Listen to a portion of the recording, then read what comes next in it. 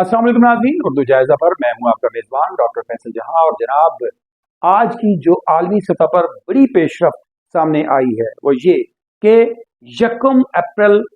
2024 को दमिश्क में ईरान के सफारतखाने पर होने वाले हमले का जवाब ईरान ने दे दिया। और ईरान ने जोरदार हमला करते हुए 200 से जायद मिसाइल दागे इसराइल पर, और जिसको टारगेट किया गया, फौजी तनसीबात को टारगेट किया गया। बिल्कुल भी अवामी जो मकामात हैं, जो लोग हैं, जो शहरी हैं, उनको किसी तरह भी टारगेट नहीं किया गया, जो कि जंग का एक खूबसूरत असूल है। इसे ईरान ने अपनाया और जनाब इसका हमला, इसका जवाब, जो कि इससे कबल इसराइल की जानिब से जो हमला किया गया था ईरान पर, वो बराह रास्त एक सफारत खाना था दमिश्क में, जिसके ऊपर के 8 जो सिविलियंस हैं, जो काम करने वाले लोग हैं, जो सफारतकार थे, उनको हमला करके शहीद किया गया। इसको अपनी जान की बाजी हारना पड़ी। लेकिन दूसरी जानिब ईरान ने बड़ा मर्दानावार जवाब दिया, यानी किसी किस्म का भी उन्होंने शहरी इलाकों पर हमला करने की बजाय 200 मिसाइल दागे, और तमाम तर जो मिसाइल थे वो तमाम उन टारगेट्स में थे जो कि बुनियादी तौर पर जो फौजी तनसीबात थी। और इन फौजी तनसीबात को टारगेट करने के बाद जो है गोलान की पहाड़ियों में और शाम के बॉर्डर के ऊपर जो है फिक्स जो इसराइल की फौजी तनसीबात थी, जो उनके अड्डे थे, फौजी अड्डे थे, उन फौजी अड्डों को जो है वो तबाही का निशाना बनाया गया। इस मौका पर ईरान की जानिब से ये कहना है कि ईरान ने जो है वो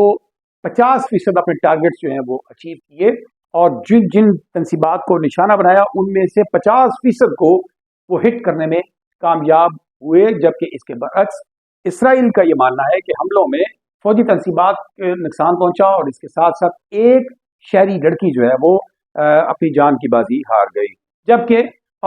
ओवरऑल उनके जो ज़्यादातर ड्रोन्स हैं ईरान के, उनको इसराइल का ये दावा है कि हमने मार गिराया। जी जनाब, ऐसी दोनों तरफ से मुतजाद दावे जो हैं वो किए जा रहे हैं। लेकिन दूसरी जानिब ईरान के इस मर्दानावार हमले के ऊपर मुस्लिम उम्मा में खुशी की एक लहर दौड़ गई। और जनाब इस लहर में अगर हम देखें तो न सिर्फ बैरूत में और दूसरी जानिब जो है ईरान के शहर तेहरान के अलावा ईरान के अक्सर शहरों में जश्न का जो समा है वो देखने में मिला, और लोग जो शहरी बड़ी तादाद में रैलियों की सूरत में बाहर आ गए और उन्होंने ईरान के इस हमले के ऊपर जश्न का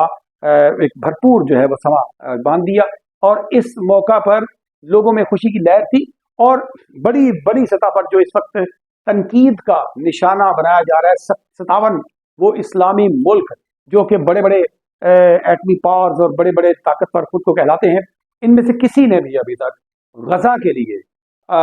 कोई जोरदार आवाज भी बुलंद नहीं की है। उसको बजोर बाजू रोकना, इसराइल के मजालिम को, उसके जुल्म को रोकने के लिए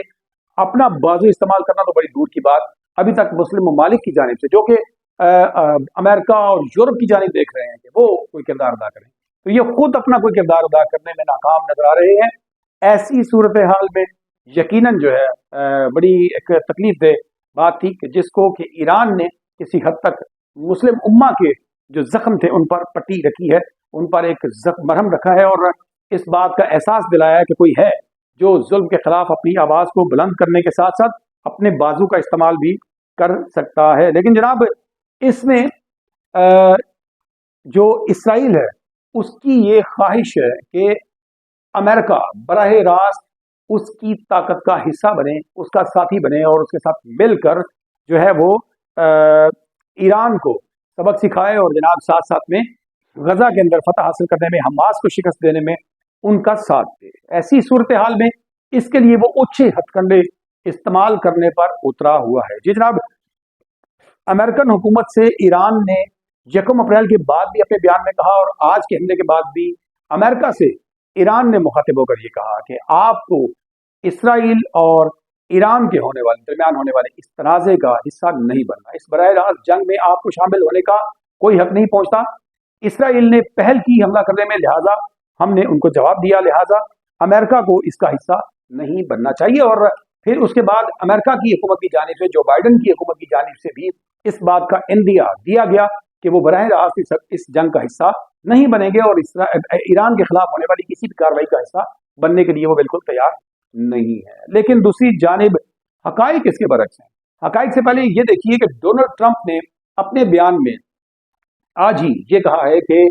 ایران کا اسرائیل پر حملہ کرنا یقیناً امریکہ کی کمزوری ہے۔ امریکن حکومت نے اس قدر کمزور اپنے آپ کو شو کیا کہ جس کی وجہ سے ایران کو یہ ضرورت ہوئی کہ وہ اسرائیل پر حملہ کر سکے، ایسا ماننا ہے ڈونلڈ ٹرمپ کا۔ یعنی اگر ڈونلڈ ٹرمپ کا یہ کہنا ہے کہ اگر میں اس وقت اقتدار میں ہوتا تو میں بزور طاقت بزور بازو ایران کو ایسا کبھی بھی کرنے نہیں دیتا۔ سو جناب ڈونلڈ ٹرمپ نے اپنی جو منشور ہے، جو اس کی پالیسی ہے نیکسٹ الیکشن کے لیے، ایک قسم کا اس میں اعلان کر دیا کہ وہ مسلم دشمن ہے اور اسلام دشمن ہے۔ جناب اس کے بعد جو ایک اور بڑا اہم پوائنٹ جس کے اوپر کہ ہمارا مین اسٹریم میڈیا بھی فوکس کرتا ہوا نظر نہیں آ رہا، وہ بہت ہی زیادہ تکلیف دہ پوائنٹ ہے اور اس کا آگے چل کر جو ہے وہ کسی اور بڑی خرابی کی جانب بات بڑھ سکتی ہے۔ وہ یہ کہ ایران نے جب اپنے ڈرون حملے اسرائیل کی جانب کیے تو درمیان میں اردن جارڈن کی جو سرحد ہے، اس سرحد کے اوپر امریکن جنگی طیاروں نے جو ہے وہ ایران کے ڈرون جو تھے ان کو مار گرایا۔ جناب اس مار گرانے میں جہاں پر ایرانی جو حملے تھے ڈرونز کے ذریعے، ان ڈرونز کو روکنے میں جہاں پر امریکی جنگی طیارے تھے انہوں نے حصہ لیا، وہیں پر اردن کے ایک مسلمان ملک اردن جو کہ ماضی میں فلسطین اور اسرائیل کی پٹی کا حصہ رہا ہے اور جناب جی 1988 میں اس کا حصہ رہا، تو اس مسلمان ملک کی جانب سے اردن کی جانب سے جو ہے وہ ان کے جو جنگی طیارے تھے انہوں نے بھی ایران کے جو ڈرونز تھے ان کو مار گرانے میں اپنا کردار ادا کیا، یعنی باقاعدہ ان کو مار گرایا۔ تو جناب ایسی صورتحال میں جب اردن براہ راست ایران کے خلاف ایکٹیو نظر آیا تو ایران کی جانب سے یہ بیان دیا گیا ہے کہ ہماری حالات کے اوپر گہری نظر ہے اور اس صورتحال کا جواب دیا جائے گا اور ہو سکتا ہے کہ ہمارا اگلا ٹارگٹ اردن ہو۔ یہ جناب بہت خطرناک بہت خوفناک جو ہے وہ صورتحال ہے کہ یعنی ایران کہہ رہا ہے کہ ہمارا اگلا ٹارگٹ مسلمان ملک اردن ہو سکتا ہے۔ سو جناب اس تمام تر کھیل کا جو کہ اسرائیل کی جانب سے کھیلا گیا، اس کھیل کا جس کو کہ مسلمان ممالک کو سمجھنے کی ضرورت ہے، ایک کھیل کھیلا گیا کہ یعنی آپ کے جو دمشق میں ایران کے سفارت خانے پر حملہ کر کے جس شرارت کا آغاز اسرائیل نے کیا، اس کی بنیادی طور پر ایک بڑی وجہ انہی مسلمان ممالک کو آپس میں لڑانا تھا جو کہ اردن اور ایران کے مابین خدا نخواستہ ہوتا ہوا نظر آ رہا ہے۔ دوسرا جو ایک بڑا نقصان جو اس سازش کی وجہ سے سامنے آ رہا ہے وہ یہ کہ آج پاکستان کی اقوام متحدہ میں سابقہ مندوب ملیحہ لودھی نے اپنے بیان میں یہ کہا ہے کہ اسرائیل کی اس تمام تر سازش کا بنیادی مقصد امریکہ کی خوشنودی اور اس کا ساتھ حاصل کرنا تھا، یعنی کہ ایران کے اوپر جو اسرائیل نے حملہ کیا، ایران کے سفارت خانے پر جو حملہ کیا، اس کا بنیادی مقصد یہ تھا کہ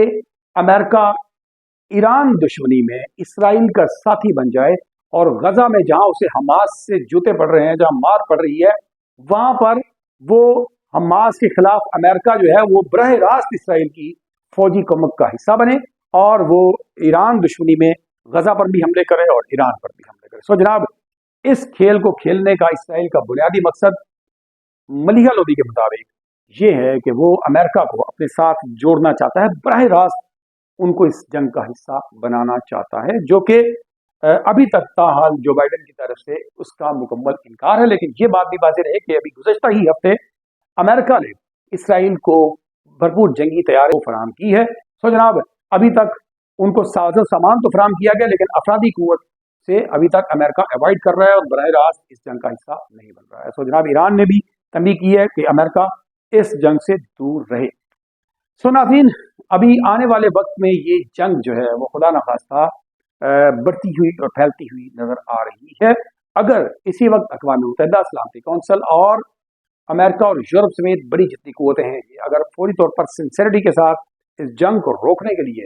انہوں نے اپنی کاوشیں نہ کی اور اسرائیل کو خاص طور پر اگر لگام نہ ڈالی تو یہ جنگ مزید خطے میں خرابی کا باعث بن سکتی ہے۔ जनाब, आपने अगर अभी तक हमारे चैनल उर्दू जायज़ा को सब्सक्राइब नहीं किया तो सब्सक्राइब कीजिए, बन जाइए हमारा हिस्सा, ताकि ये गुफ्तगू का सिलसिला हमारा आगे जो ही बढ़ता रहे। कमेंट कीजिए, राय दीजिए और आगे बढ़ने के लिए हमें मुख्तलिफ टिप्स दीजिए। अपना और अपने प्यारों का बहुत सा ख्याल रखिएगा। अपने मेज़बान डॉक्टर फैसल जहां को उर्दू जायज़ा से दीजिए इजाज़त। अल्लाह के बाद।